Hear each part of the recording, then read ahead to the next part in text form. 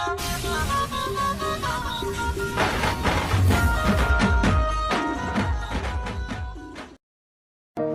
Guys, எல்லாருக்கும் வணக்கம். நாம் இப்போ இந்த வீடியோவில் இந்தியாவிலேயே முழுக்க தயாரிக்கப்பட்ட INS விக்ராந்த் கப்பலோட சிறப்பம்சங்களை பற்றி தான் பார்க்க போகிறோம். உள்நாட்டிலேயே வடிவமைக்கப்பட்டு உருவாக்கப்பட்ட விமானம் தாங்கி போர்க்கப்பல் INS விக்ராந்த் இந்திய பெருங்கடலில் நுழைய தயாராக இருக்குது. இந்திய கப்பற்படை விரும்பும் தரத்திற்கு ஒரு கப்பலை உருவாக்க 15 வருடங்கள் தேவைப்பட்டிருக்கு.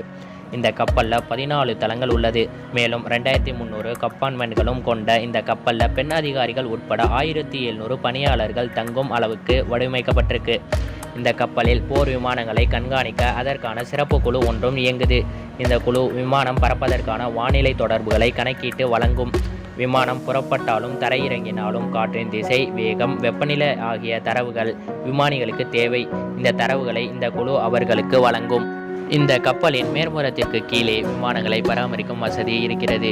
இதன் மிகப்பெரிய சிறப்பு அமெரிக்கா, ரஷ்யா மற்றும் இந்தியாவின் விமானங்கள் அனைத்தும் இந்த ஒரே கப்பலில் உள்ளது. இதன் சிறப்பம்சம் INS விக்ராந்த் கப்பலை கடலில் உள்ள விமான நிலையம் என்றே சொல்லலாம். இந்த கப்பலில் 16 படுக்கைகள் கொண்ட மருத்துவமனையில் ICU படுக்கை அறைகள், ஆபரேஷன் தியேட்டர்கள், ஆய்வுக்கூடங்கள் மற்றும் CT ஸ்கேனர்களுடன் மருத்துவமனை அமைக்கப்பட்டுள்ளது. மேலும் இந்த கப்பலில் கொச்சி மாநகரையே ஒளிமயமாக்கும் அளவுக்கு 8 ராட்சச ஜெனரேட்டர்கள் பொருத்தப்பட்டிருக்கு. இந்த கப்பலின் மொத்த எடை 40,000 டன். மேலும் இதன் நீளம் சுமார் 262 மீட்டர்.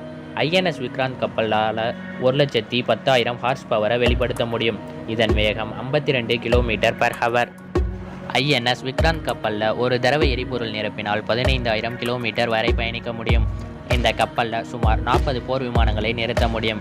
மேலும் எதிரி போர் விமானங்கள் ஏவுகணைகளை தாக்க கெனானும் ஏவுகணைகளும் பொருத்தப்பட்டிருக்கு. இந்த கப்பலில் இந்திய கப்பற்படையில் INS விக்ராந்த் போர்க்கப்பலுடன் சேர்ந்து 2 விமானம் தாங்கி போர்க்கப்பல்கள் உள்ளன.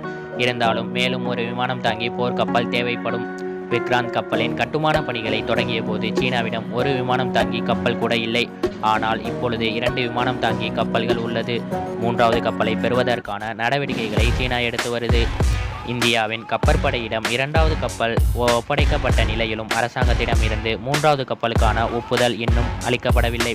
இது ஒரு நீண்ட பயணம்.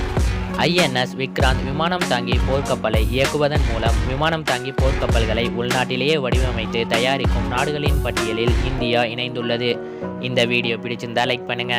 மறக்காம நம்மளோட ஸ்பைjet இன்ஃபோ சேனலை சப்ஸ்கிரைப் பண்ணிருங்க.